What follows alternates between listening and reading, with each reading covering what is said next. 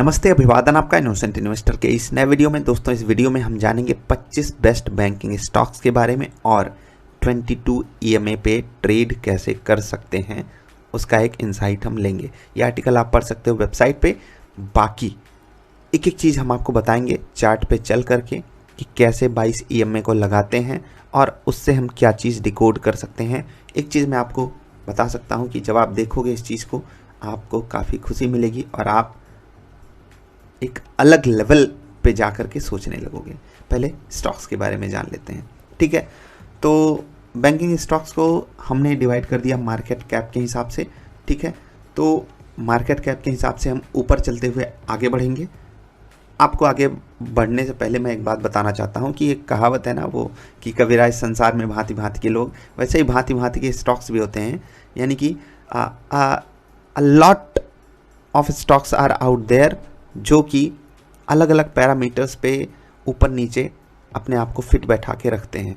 अब ये बात मैंने क्यों कही? इसलिए कही क्योंकि हम कभी सोचते हैं कि जिसका पी कम होगा वो स्टॉक ज़्यादा अट्रैक्टिव होता है, लेकिन यहाँ पर आपको कुछ अलग कहानी मिलेगी देखने को, ठीक है। 9 की पी वाला स्टॉक 24वें नंबर पे है, ठीक है, मार्केट कैप के हिसाब से, और 47 की पी वाला स्टॉक 20वें नंबर पे है। अब आप कहोगे कि इससे कोई कंपैरिजन तो बना नहीं, चलो हटाओ।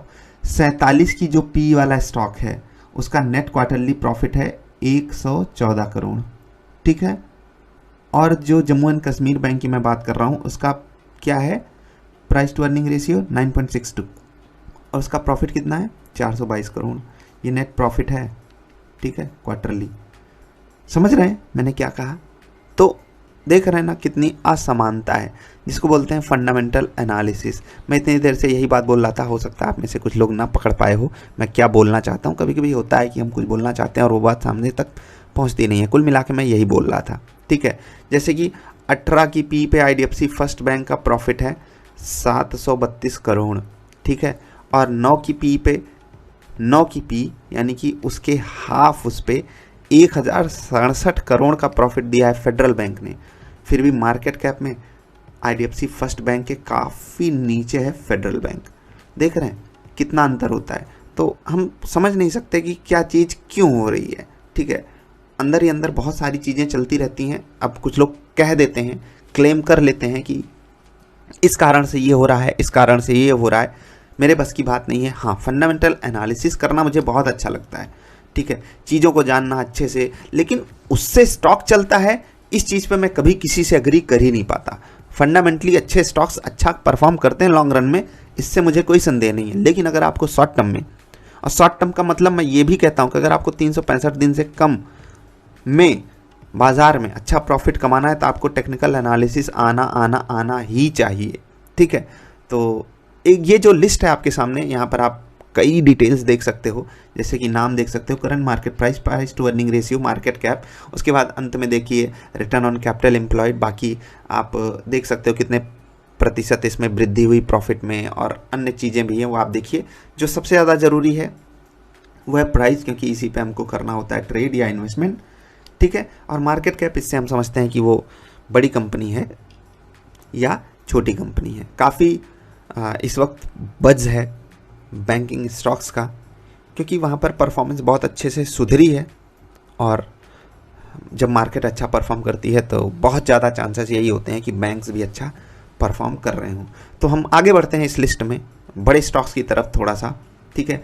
तो यहाँ पर अब आप देखिए यस बैंक 242 करोड़ के नेट प्रॉफिट पे है और इनका पी देखिए 66, ठीक है। एक्सपेक्टेशंस कहीं भी कुछ भी लगाई जा सकती हैं, और उसी एक्सपेक्टेशन के चलते प्राइस में भयंकर वाला मोमेंटम भी आ जाता है, ठीक है। तो कौन से मेरे फेवरेट स्टॉक्स हैं और किस पे हम अभी आपको चार्ट पे एनालिसिस करके दिखाएंगे वो भी हम आपको बताएंगे। लेकिन आगे बढ़ें, उसको थोड़ा सा समझें। उससे पहले आपको बता दें कि नंबर 1 पे है एचडीएफसी, 2 पे है आईसीआईसीआई और 3 पे है स्टेट बैंक ऑफ इंडिया। आपको बता दूं कि ये तीनों ही सिस्टमेटिकली इम्पॉर्टेंट बैंक्स हैं। डीएसआईबी इनको बोला जाता है टू बिग टू फेल। ये इतने बड़े बैंक हैं कि अगर ये क्रैश कर गए या बर्बाद हो गए तो देश बर्बाद हो जाएगा, ऐसा आरबीआई मानती है। इसीलिए इनको too big to fail category में रखी है। इन तीनों का प्राइस आप यहाँ से देख सकते हो। आईसीआईसीआई बैंक का जो मार्केट कैप है वो स्टेट बैंक से ज़्यादा हो गया है, अभी कम था और अभी ज़्यादा हो गया। लेकिन एक चीज़ जो आपको यहाँ पर खुश करेगी स्टेट बैंक के स्टॉक को लेकर के, वो ये है कि ये केवल 10 के पी पे मिल रहे हैं, क्योंकि ये एक पीएसयू बैंक है, इसीलिए ऐसी पॉसिबिलिटी है। कोटक महिंद्रा बैंक का पी 20 के आसपास का है, जो कि इसको एक प्रीमियम कैटेगरी का बैंक बनाता है। आईओबी का प्रॉफिट कम हो गया था, इसीलिए इनका पी इतना हाई दिख रहा है, बाकी इतना हाई दिखना नहीं चाहिए। ठीक है, होता है ना कि कभी कभी प्रोविजनिंग इतनी ज़्यादा हो जाती है कि होता है पी बढ़ जाती है। ठीक है, प्राइजेस आप यहाँ पर देख सकते हो, करंट मार्केट प्राइस इसको बोलते हैं। तो चलिए हम 3 स्टॉक्स ले लेते हैं यहाँ से कुछ भी। एक तो आपका प्यारा दुलारा स्टेट बैंक लेंगे, क्योंकि ये बहुत लोगों को पसंद है। ठीक है, प्रॉफिट देखिए दिल खुश हो जाएगा। ठीक है, हाँ, तो स्टेट बैंक हम ले लेते हैं। दूसरा कोई बैंक ले लेते हैं यहाँ से। चलिए, एक्सिस बैंक का बहुत दिन से एनालिसिस नहीं हुआ है, तो पहला हो जाएगा हमारा स्टेट बैंक ऑफ इंडिया, दूसरा हो जाएगा एक्सिस बैंक, और तीसरा हम पिद्दू सा कोई स्टॉक ले लेते हैं। पिद्दू मतलब छोटा सा। हाँ, चलिए, हमने फेडरल बैंक की बात की थी, हम फेडरल बैंक ले लेंगे। ठीक है, तो एक पीएसयू और 2 प्राइवेट बैंक के ऊपर हम एनालिसिस करेंगे चार्ट पे चल करके कि कैसे चीज़ें काम करती हैं। तो सबसे पहले हम लेते हैं स्टेट बैंक ऑफ इंडिया को। तो चलिए, हम चार्ट पे आ गए हैं। अब हम आपको जो चीज़ें बताएंगे उसको आपको ध्यान में रखना है, और एक एक चीज़ मैं आपको अच्छे से एक्सप्लेन करूंगा। सबसे पहले आपको करना क्या है कि कैंडल को 1 डे से चेंज करके 1 आवर कर लेना है। इतना आप कर लेंगे, मुझे यकीन है कि आप इतना कर लेंगे। उसके बाद आपको अपने प्यारे दुलारे इंडिकेटर्स में जाना है, यहाँ पर लिखना है मूविंग एवरेज। ठीक है, मूविंग एवरेज जब आप लिखोगे तो सिर्फ उसको सेलेक्ट मत कर लेना, ढूंढना आपको एक्सपोनेंशियल मूविंग एवरेज। ठीक है, इस पर आपने क्लिक कर लिया। हाँ, एक चीज़ वहाँ पर आर्टिकल में आपको मिली होगी देखने को, तो वो मैं आपको दिखाता हूँ। एक्सपोनेंशियल की खूबी क्या है? It is as if it has a keen eye on what is happening right now. अभी क्या हो रहा है? Reacting promptly to changes. अभी जो बाजार में रिसेंट ट्रेंड चेंज हुआ है उसको ये पकड़ लेता है, इसीलिए हम यूज़ कर रहे हैं एक्सपोनेंशियल मूविंग एवरेज। और ज़रूरी नहीं कि सिर्फ यही पकड़े, नॉर्मल मूविंग एवरेज भी पकड़ता है, लेकिन ये जल्दी पकड़ लेता है, दैट्स इट। ठीक है, तो स्ट्रैटेजी क्या है? आगे बढ़ते हैं। स्ट्रैटेजी को मैं आपको ऐसे समझा देता हूँ कि आपको ढूंढनी एक कैंडल जो क्लोज हो जाए किसके ऊपर? इस लाइन के ऊपर। ठीक है, इस लाइन के ऊपर क्लोज हो जाए, इसके अलावा और कुछ भी नहीं ढूंढना है। ये आपने ढूंढ लिया। अब आपको मिल गया है एक ट्रेड। ठीक है, ट्रेड। अब ट्रेड तो मिल गया, लेकिन वहाँ पर जो आपकी क्वांटिटी रहेगी सिर्फ 25% की रहेगी।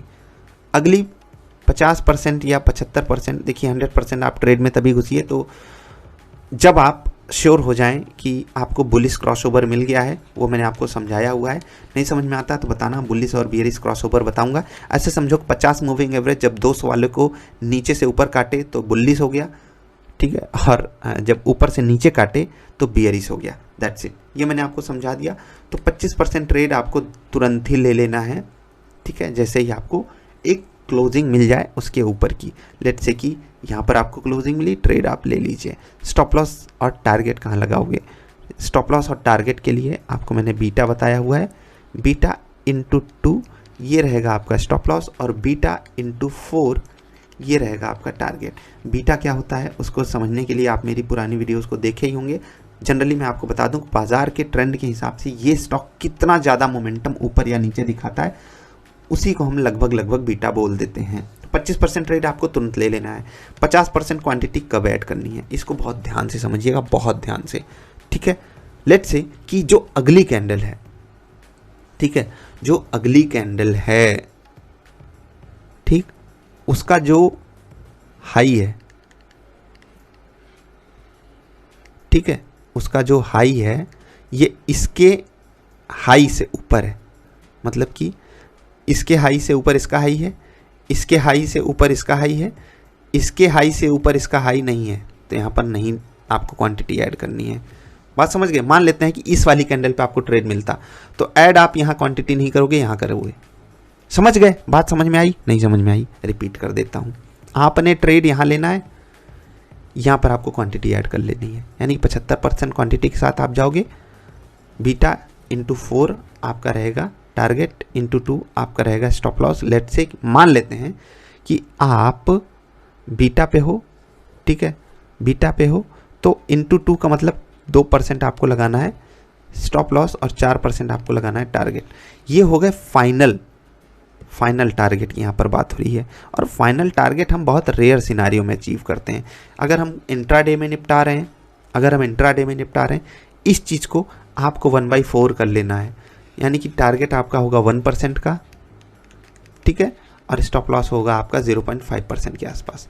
अब ये आप बीटा के हिसाब से कैलकुलेट कीजिएगा, कभी ये 0.6 आएगा, कभी ये 0.4 आएगा, अकॉर्डिंगली आपको मैनेज करना है। अगर ये चीज़ें आपको कैलकुलेट करनी नहीं आती हैं तो आप विजिट कीजिए innocentinvestor.in और वहाँ पर सेंड योर मैसेज कीजिए। यहाँ पर आकर के आपको आसानी से चीज़ें समझा दी जाएंगी। बाकी आप व्हाट्सएप पे भी कनेक्ट कर सकते हो, ठीक है। तो मैंने आपको जो तरीका बताया ये आपको समझ में आ गया।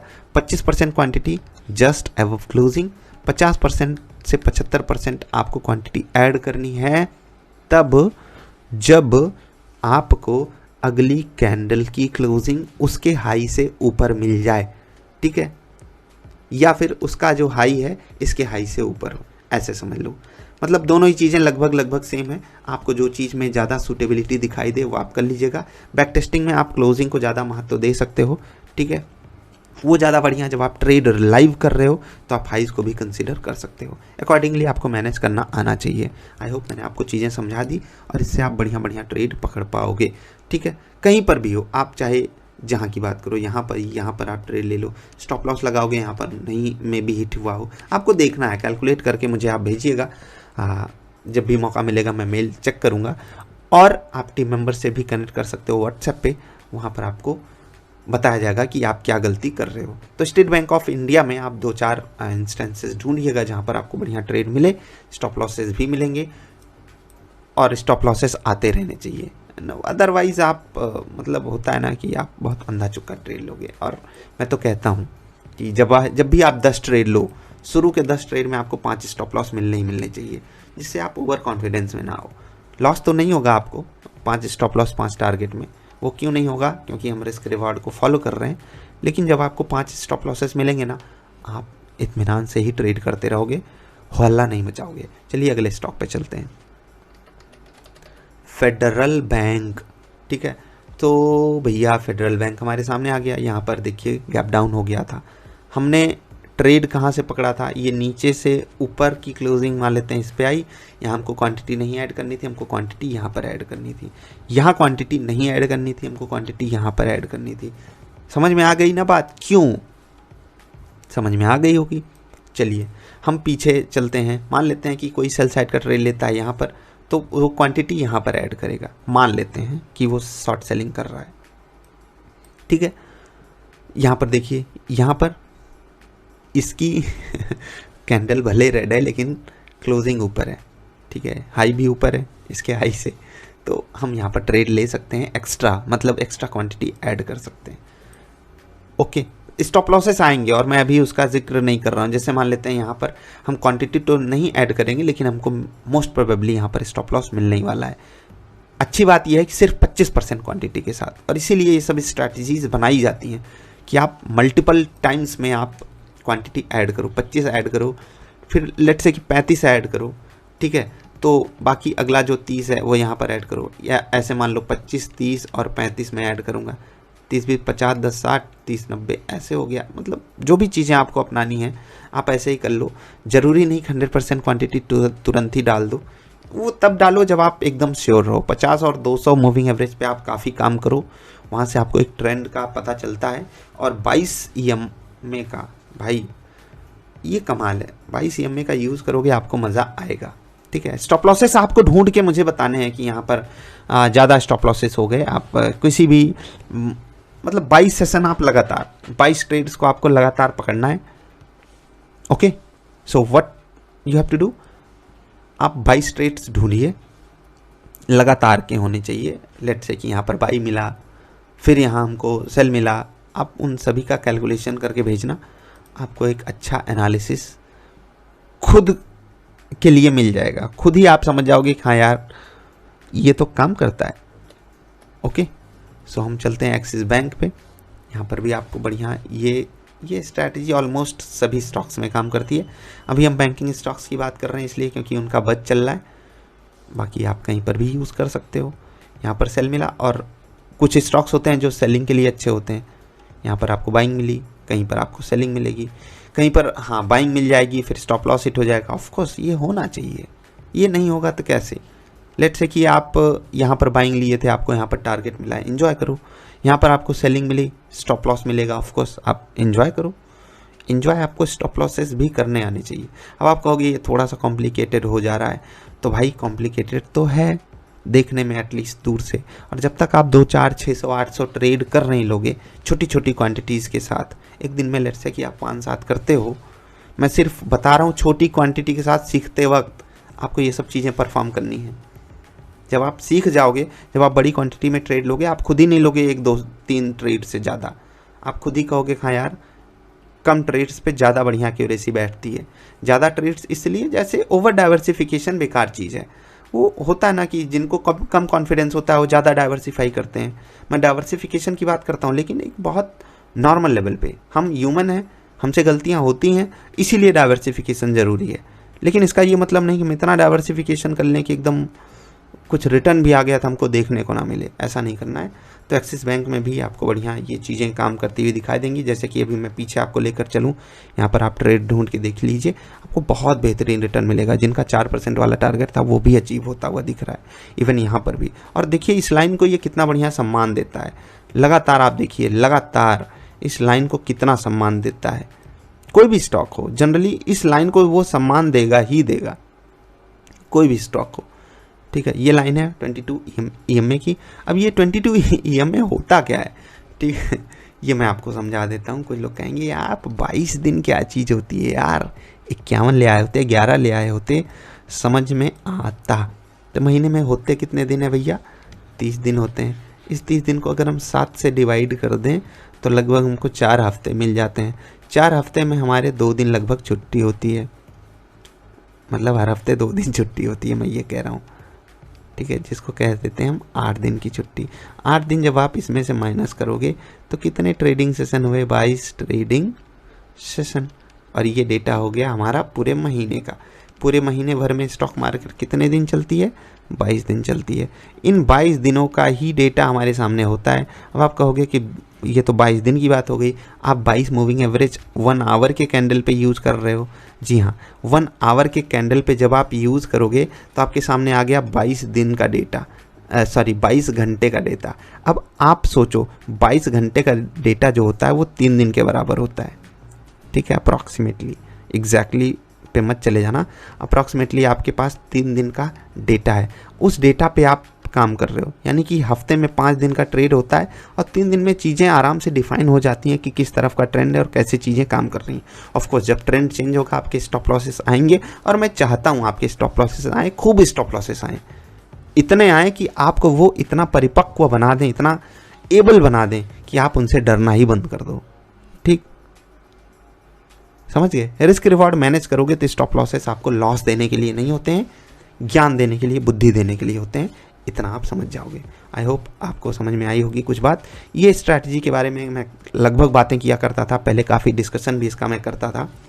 आज मैंने आपको एक हिंट के रूप में ही सही, लेकिन बहुत अच्छे तरीके से समझाया है। जो लोग बैक टेस्टिंग करेंगे उनको ये स्ट्रैटेजी बहुत बेहतरीन कमाल के रिजल्ट्स देने ही वाली है।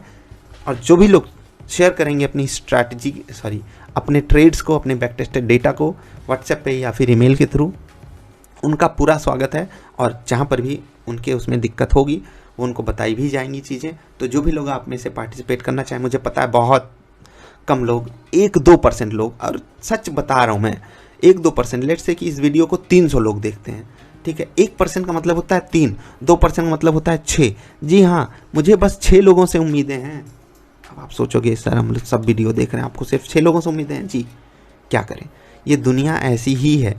यहाँ नॉलेज बेस्ड चीज़ें सिर्फ 1-2, ये बेस्ट के सिनारियो की बात मैं नहीं कर रहा हूँ। बेस्ट के सिनारियो में तो होगा 10-15% लोग उत्सुक हैं। ठीक है, कि लेट्स से कि 300 लोगों ने देखा तो उसमें से 40-50 लोग इंटरेस्टेड हो गए। लेकिन ये वर्स्ट केस सिनेरियो है और जनरली यहीं पर होती है ज्ञान की बातें।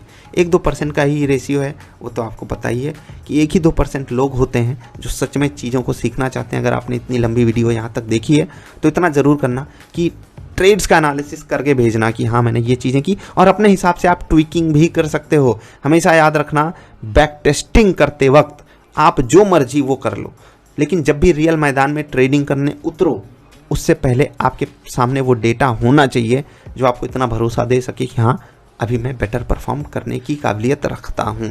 That's it. अभी के लिए इतना ही। वीडियो पसंद आई तो लाइक करना, कोई और सवाल सुझाव हो तो बताना। हम जल्दी मिलेंगे ढेर सारी अच्छी और कमाल की वीडियोज़ में। वीडियो देखने के लिए आपका आभार। नमस्कार।